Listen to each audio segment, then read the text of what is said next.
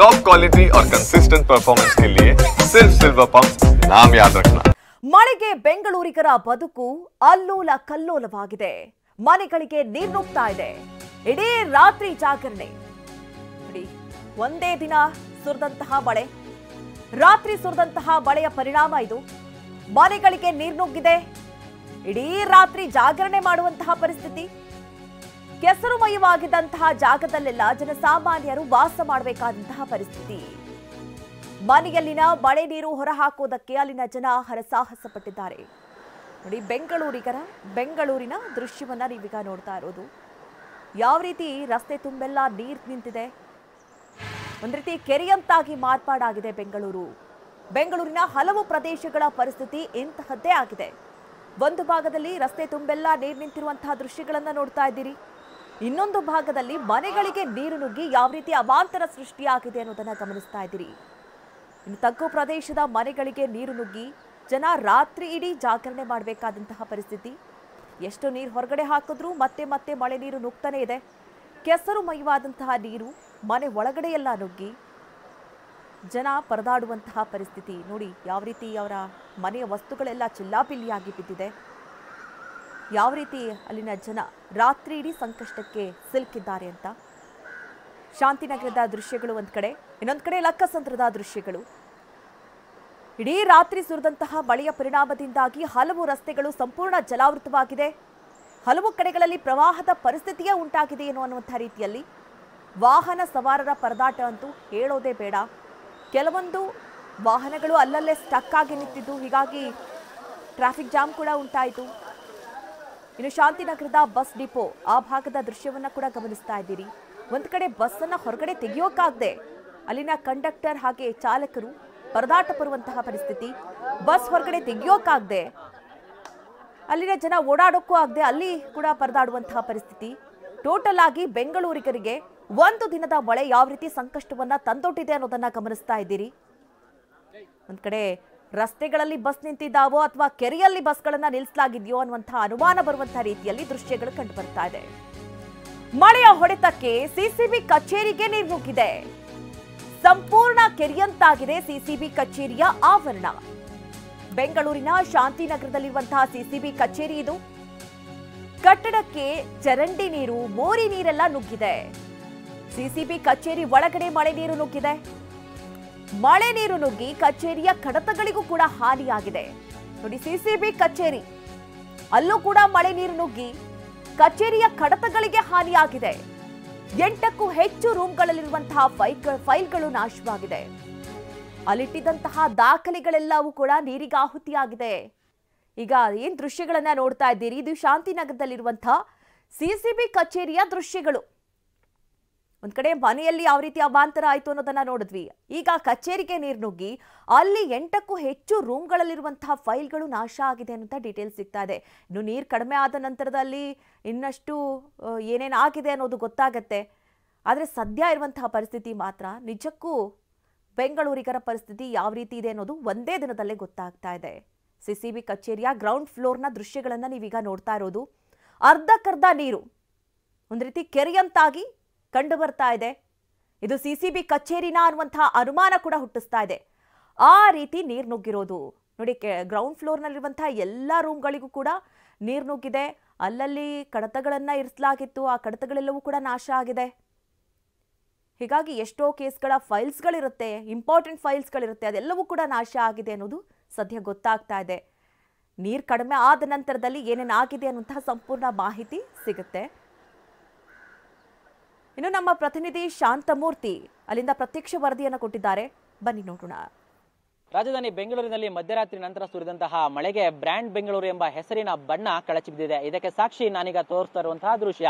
ಬೆಂಗಳೂರಿನ ಶಾಂತಿನಗರದಲ್ಲಿರುವಂತಹ BMTC service road ಏನಿದೆ, ಈ ಒಂದು ರಸ್ತೆಯ ಮೂರು ದಿಕ್ಕಿನಲ್ಲೂ ಯಾವ ರೀತಿಯಾಗಿ ಪರಿಸ್ಥಿತಿ ನಿರ್ಮಾಣವಾಗಿದೆ ಮಳೆ ನೀರಿನಿಂದಾಗಿ ಅಂತ ನೀವು ನೋಡಬಹುದು.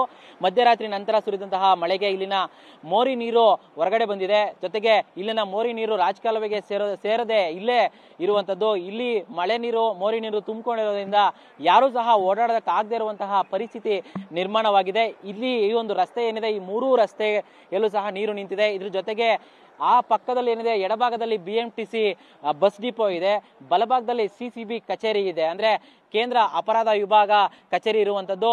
ನೀವು ದೃಶ್ಯದಲ್ಲಿ ನೋಡಬಹುದು CCB ಕಚೇರಿ ಯಾವ ರೀತಿಯಾಗಿ ಈ ಒಂದು ಮಳೆ ನೀರಿನ ಪ್ರವಾಹಕ್ಕೆ ಸಿಲುಕಿದೆ ಅಂತ. ಈ ಒಂದು CCB ಕಚೇರಿ BMTC bus depot service road ಅಲ್ಲಿ ಇರುವಂತಹ CCB ಕಚೇರಿಯಲ್ಲಿ ಸಂಪೂರ್ಣವಾಗಿ CCB ಕಚೇರಿ ಮುಳುಗಡೆ ಆಗಿರುವಂತಹ ದೃಶ್ಯವನ್ನ ಕಾಣಬಹುದು. ಗ್ರೌಂಡ್ ಫ್ಲೋರ್ ಇದ್ದಂತಹ ಸುಮಾರು 8 ಕಚೇರಿಗಳು ಸಹ ನೀರು ನುಗ್ಗಿ ಅಲ್ಲಿದ್ದಂತಹ ಸಾಕಷ್ಟು ಕೇಸ್ನ ಫೈಲ್ಗಳು ನಾಶ ಆಗಿದೆ ಅನ್ನೋ ಒಂದು ಮಾಹಿತಿ ಸಿಗ್ತಾ ಇರುವಂತದ್ದು. ಜೊತೆಗೆ ಈ ಒಂದು ಆವರಣದಲ್ಲಿ ನಿಲ್ಲಿಸಿದ್ದಂತಹ ಕಾರ್ಗಳೇನಿದೆ, ಬೈಕ್ಗಳು ಎಲ್ಲವೂ ಸಹ ನೀರಿನಲ್ಲಿ ಮುಳುಗಡೆ ಆಗಿದೆ. ಸದ್ಯಕ್ಕೆ CCB ಕಚೇರಿಗೆ ಇನ್ನು ಯಾರೋ ಹಿರಿಯ ಅಧಿಕಾರಿಗಳು ಭೇಟಿಯನ್ನ ಕೊಟ್ಟು ಪರಿಶೀಲನೆ ನಡೆಸಿಲ್ಲ. ಸದ್ಯಕ್ಕೆ ಈ ಬಗ್ಗೆ ಹಿರಿಯ ಅಧಿಕಾರಿಗಳು ಮಾಹಿತಿಯನ್ನ ಪಡ್ಕೋತಿದ್ದಾರೆ ಅನ್ನೋ ಒಂದು ಮಾಹಿತಿ ಸಿಗ್ತಾ ಇರುವಂತದ್ದು. ಅಂದ್ರೆ ಇಲ್ಲಿ ನೈಟ್ ಇದ್ದಂತಹ ಸಿಬ್ಬಂದಿಗಳು ಹಿರಿಯ ಅಧಿಕಾರಿಗಳಿಗೆ ಮಾಹಿತಿಯನ್ನ ನೀಡಿದ್ದಾರೆ. ಆದ್ರೆ ಈ ಒಂದು ಬೆಂಗಳೂರಿನಲ್ಲಿ ಸುರಿದಂತಹ ಭಾರಿ ಮಳೆಗೆ ಈ ರೀತಿಯಾದಂತಹ ಪರಿಸ್ಥಿತಿ CCB ಕಚೇರಿಯಲ್ಲಿ ನಾವು ಕಾಣ್ತಾ ಇರುವಂತದ್ದು. ಜೊತೆಗೆ ರಸ್ತೆಗಳಲ್ಲೂ ನೀರು ನಿಂತಿರುವಂತದ್ದು. ರಸ್ತೆಯ ಪಕ್ಕದಲ್ಲೇ ರಾಜಕಾಲುವೆ ಇದೆ, ಆದ್ರೂ ಸಹ ಇಲ್ಲಿ ಈ ಒಂದು ಪ್ರಮಾಣದಲ್ಲಿ ನೀರು ನಿಂತಿರೋದು ನಿಜಕ್ಕೂ ಆಶ್ಚರ್ಯ ಅನ್ಸುತ್ತೆ. ಯಾಕಂತ ಹೇಳಿದ್ರೆ ಇದಕ್ಕೆ ಕಾರಣ ಇಲ್ಲಿನ ನೀರೇ ನಿಂತಿದೆ, ಯಾವುದು ಸಹ ರಾಜಕಾಲುವೆಗೆ ಹೋಗ್ತಾ ಇಲ್ಲ. ಹೀಗಾಗಿ ಜೊತೆಗೆ ರಾಜಕಾಲುವೆನೂ ಸಹ ಮುಕ್ಕಾಲು ಭಾಗ ತುಂಬಿದೆ. ಸದ್ಯಕ್ಕೆ ಈ ಒಂದು ಪರಿಸ್ಥಿತಿ ಇಲ್ಲಿ ಕಾಣ್ತಾ ಇರುವಂತದ್ದು. ಈ ನೀರು ಯಾವಾಗ ತೆರವಾಗುತ್ತೋ, ಯಾವಾಗ ರಸ್ತೆಯಲ್ಲಿ ಬಸ್ಗಳಾಗಿರ್ಬೋದು ಜನರು ಯಾವಾಗ ಓಡಾಡ್ತಾರೆ ಅನ್ನೋದು ಗೊತ್ತಾಗ್ತಾ ಇಲ್ಲ. ಕ್ಯಾಮರಾಮನ್ ಮುತ್ತುರಾಜ್ ಜೊತೆ ಪ್ರದೀಪ್ ಚಿಕಾಟಿ, TV9 ಬೆಂಗಳೂರು. ಬೆಂಗಳೂರಿನ ಶಾಂತಿನಗರದಲ್ಲೂ ಕೂಡ ಮಳೆಯ ಸಂಕಷ್ಟ ತಪ್ಪಿಲ್ಲ. ಶಾಂತಿನಗರ ಅಂತೂ ಪ್ರತಿ ಬಾರಿ ಮಳೆ ಬಂದಾಗ್ಲೂ ಕೂಡ ಒಂದ್ ರೀತಿ ಕೆರೆ ಆಗಿರುತ್ತೆ. BMTC ಡಿಪೋ ಕೂಡ ಕೆರೆಯತ್ತಾಗಿ ಕಂಡು ಬರ್ತಾ ಇದೆ. ಅಲ್ಲಿನ ಸಿಬ್ಬಂದಿಗೆ ಸಂಕಷ್ಟ ಎದುರಾಗಿದೆ. ಬಸ್ಗಳ ಸುತ್ತ ನೀರು. ಡಿಪೋ 2 ರಲ್ಲಿ ಪರದಾಡುವಂತಹ ಪರಿಸ್ಥಿತಿ ಇದೆ. ಇನ್ನು ದೃಶ್ಯಗಳನ್ನ ಗಮನಿಸ್ತಾ ಇದ್ದೀರಿ. ಇದು ಶಾಂತಿನಗರದ BMTC ಡಿಪೋ ಏನಿದೆ ಆ ಭಾಗದ ದೃಶ್ಯಗಳನ್ನ ನೀವೀಗ ನೋಡ್ತಾ ಇರೋದು. ನೋಡಿ, ಬಸ್ಗಳು ನಿಂತಲ್ಲೇ ನಿಂತಿವೆ. ಯಾಕೆಂದ್ರೆ ತೆಗೆಯೋದಕ್ಕೆ ಸಾಧ್ಯವಾಗ್ತಾ ಇಲ್ಲ. ಅಷ್ಟರ ಮಟ್ಟಿಗೆ ನೀರು ನಿಂತಿರೋದ್ರಿಂದ ಬಸ್ ಕೂಡ ಮೂವ್ ಆಗೋದಿಲ್ಲ. ಹೀಗಾಗಿ ನೀರು ಕಡಿಮೆ ಆಗುತ್ತೇನೋ ಅಂತ ಹೇಳಿ ಅಲ್ಲಿನ ಸಿಬ್ಬಂದಿಗಳು ಕೂಡ ಕಾಯ್ತಾ ಇದ್ದಾರೆ. ಒಂದ್ ಕಡೆ ಪ್ರಯಾಣಿಕರು ಕೂಡ ಈಗ ಬಸ್ ಬರುತ್ತೆ, ಆಗ ಬಸ್ ಬರುತ್ತೆ ಅಂತ ಹೇಳಿ ಕಾಯ್ತಾ ಇರುವಂತಹ ಪರಿಸ್ಥಿತಿ. ಒಂದು ಕಡೆಯಿಂದ ಇಡೀ ಬೆಂಗಳೂರಿಗರಿಗೆ ಇದು ದೊಡ್ಡ ಮಟ್ಟದ ಸಂಕಷ್ಟ ಎದುರಾಗ್ತಾ ಇದೆ. ನೋಡಿ, ನೆರೆ ರಾಜ್ಯ ಏನು ತಮಿಳುನಾಡು ಮತ್ತೆ ಕೇಂದ್ರಾಡಳಿತ ಪುದುಚೇರಿಯಲ್ಲಿ ಚಂಡಮಾರುತದ ಭೀತಿ ಇದೆ. ಹಾಗಾಗಿ ಅದರ ಎಫೆಕ್ಟ್ ಈಗ ರಾಜ್ಯಕ್ಕೂ ತಟ್ಟಿರುವಂಥದ್ದು. ಹೀಗಾಗಿ ಮುಂಚೆಗೆ ಮುನ್ಸೂಚನೆ ಇತ್ತು ಮಳೆ ಬರುತ್ತೆ ಅಂತ ಹೇಳಿ. ಮುನ್ಸೂಚನೆ ಇದ್ರೂ ಕೂಡ ಅಧಿಕಾರಿಗಳು ಯಾವುದೇ ರೀತಿ ಕ್ರಮ ಕೈಗೊಳ್ಳಿಲ್ವಾ? ಪ್ರತಿ ವರ್ಷವೂ ಕೂಡ ಇದೇ ರೀತಿ ಪರಿಸ್ಥಿತಿಯನ್ನ ಬೆಂಗಳೂರಿಗರು ಎದುರಿಸಬೇಕಾಗಿದೆ. ಇನ್ನು ನಮ್ಮ ಪ್ರತಿನಿಧಿ ಪ್ರದೀಪ್ BMTC ಡಿಪೋದಿಂದ ಪ್ರತ್ಯಕ್ಷ ವರದಿಯನ್ನು ಕೊಟ್ಟಿದ್ದಾರೆ. ಬನ್ನಿ ನೋಡೋಣ. ಬೆಂಗಳೂರಿನಲ್ಲಿ ತಡರಾತ್ರಿ ಸುರಿದಂತಹ ಭಾರಿ ಮಳೆಗೆ BMTC ಬಸ್ ಡಿಪೋ ಕೆರೆ ಅಂತಾಗಿರುವಂತಹ ಸ್ಥಿತಿ ಶಾಂತಿನಗರದಲ್ಲಿ ಆಗಿರುವಂತದ್ದು. ಶಾಂತಿನಗರದ BMTC ಬಸ್ ಡಿಪೋ 2ರಲ್ಲಿ ಈ ರೀತಿಯಾದಂತಹ ಸ್ಥಿತಿ ನಿರ್ಮಾಣವಾಗಿರುವಂತದ್ದು. ಮಧ್ಯರಾತ್ರಿ ನಂತರ ಸುರಿದಂತಹ ಭಾರಿ ಮಳೆ ಏನಿದೆ, ಇದರಿಂದಾಗಿ ಇಲ್ಲಿನ ರಸ್ತೆ ಏನಿದೆ, ರಸ್ತೆಯ ಹರಿತಿದ್ದಂತಹ ನೀರು ಒಳಗಡೆ ಬಂದಿದೆ. ಜೊತೆಗೆ ಇಲ್ಲಿ ಬಂದಂತಹ ನೀರು ಹೊರಗಡೆ ಹೋಗಕ್ಕಾಗದೆ ಯಾವುದೇ ರೀತಿಯಂತಹ ಹೊರಗಡೆ ಹೋಗಕ್ಕೆ ವ್ಯವಸ್ಥೆ ಇಲ್ಲದೆ ಕೆರೆಯಂತೆ ಇಲ್ಲಿ ನೀರು ನಿಂತಿರುವಂತದ್ದು. ಸುಮಾರು 180ಕ್ಕೂ ಹೆಚ್ಚು BMTC ಬಸ್ಗಳು ಈಗ ಇಲ್ಲಿ ಸಿಲುಕಿರುವಂತದ್ದು. ಅಂದ್ರೆ ಬೆಳಿಗ್ಗೆ 5:30, 6 ಗಂಟೆಗೆ ಬಸ್ಗಳನ್ನ ತೆಗೆದಕ್ಕೆ ಕಂಡಕ್ಟರ್ ಮತ್ತೆ ಡ್ರೈವರ್ಗಳು ಬರ್ತಾರೆ. ಆದ್ರೆ ಅವ್ರು ಬಂದ ತಕ್ಷಣ ಇಲ್ಲಿ ಶಾಕ್ ಎದುರಾಗಿತ್ತು. ಯಾಕಂತ ಹೇಳಿದ್ರೆ ಯಾವುದೇ ಬಸ್ಗಳನ್ನ ಹೊರಗಡೆ ತೆಗೆಯಕ್ ಆಗದೆ ಇರುವಂತಹ ಪರಿಸ್ಥಿತಿ ನಿರ್ಮಾಣವಾಗಿರುವಂತದ್ದು. ಯಾವುದೇ ಗಾಡಿಗಳು ಸಹ ಸ್ಟಾರ್ಟ್ ಆಗ್ತಾ ಇಲ್ಲ ಅಂತ ಇಲ್ಲಿನ ಕಂಡಕ್ಟರ್ ಮತ್ತೆ ಡ್ರೈವರ್ಗಳು ಹೇಳ್ತಾ ಇರುವಂತದ್ದು. ಸದ್ಯಕ್ಕೆ ಇಲ್ಲಿಗೆ ಯಾವುದೇ ಹಿರಿಯ ಅಧಿಕಾರಿಗಳು ಭೇಟಿ ಕೊಟ್ಟಿಲ್ಲ. ಅಗ್ನಿಶಾಮಕ ದಳದ ಸಿಬ್ಬಂದಿಯನ್ನ ಇಲ್ಲಿ ಕರೆಸಿ ಈ ಒಂದು ನೀರನ್ನ ಹೊರಗಡೆ ಹಾಕುವಂತಹ ಕೆಲಸವಾಗಿರ್ಬೋದು ಅಥವಾ ಬೇರೆ ಪರ್ಯಾಯ ವ್ಯವಸ್ಥೆ ಏನ್ ಬೇಕು ಅದನ್ನ ಯಾರು ಸಹ ಮಾಡಿಲ್ಲ. BMTCಯ ಹಿರಿಯ ಅಧಿಕಾರಿಗಳು ಕೂಡ ಸ್ಥಳಕ್ಕೆ ಬಂದಿಲ್ಲ. ಹೀಗಾಗಿ ಯಾವುದೇ ಬಸ್ಗಳನ್ನ ಹೊರ ತೆಗೆಯಲಿಕ್ಕೆ ಸಾಧ್ಯವಾಗದೆ ಈ ಒಂದು ಬಸ್ಗಳು ಯಾವ ಮಾರ್ಗವಾಗಿ ಹೋಗ್ಬೇಕಾಗಿತ್ತು ಆ ಮಾರ್ಗಗಳಿನ ಪ್ರಯಾಣಿಕರಿಗೆ ಇದರಿಂದ ಸಾಕಷ್ಟು ಸಮಸ್ಯೆ ಆಗಿದೆ ಅಂತಾನೆ ಹೇಳ್ಬೋದು. ಸದ್ಯಕ್ಕೆ ಇಲ್ಲಿಗೆ ಯಾವುದೇ ಹಿರಿಯ ಅಧಿಕಾರಿಗಳು ಭೇಟಿ ಕೊಟ್ಟಿಲ್ಲ. ಇಲ್ಲಿನ ಅಧಿಕಾರಿಗಳಷ್ಟೇ ಇಲ್ಲಿನ ಮ್ಯಾನೇಜರ್ನ ಮಾಡ್ತಾ ಇದ್ದಾರೆ. ಹಿರಿಯ ಅಧಿಕಾರಿಗಳಿಗೆ ಮಾಹಿತಿಯನ್ನ ನೀಡುವಂತಹ ಕೆಲಸವನ್ನ ಮಾಡ್ತಾ ಇದ್ದಾರೆ. ಒಟ್ಟಾರೆ ಈ ಒಂದು ಬಸ್ ಡಿಪೋದಲ್ಲಿ ಬಸ್ಸನ್ನ ಹೊರಗಡೆ ತೆಗೆಯಕ್ಕಾಗದೆ ಈ ಒಂದು ಕೆರೆಯಂತ ಪರಿಸ್ಥಿತಿ ನಿರ್ಮಾಣವಾಗಿರೋದ್ರಿಂದ ಪ್ರಯಾಣಿಕರಿಗೆ ಸಾಕಷ್ಟು ಸಮಸ್ಯೆ ಆಗಿದೆ ಅಂತಾನೆ ಹೇಳ್ಬೋದು.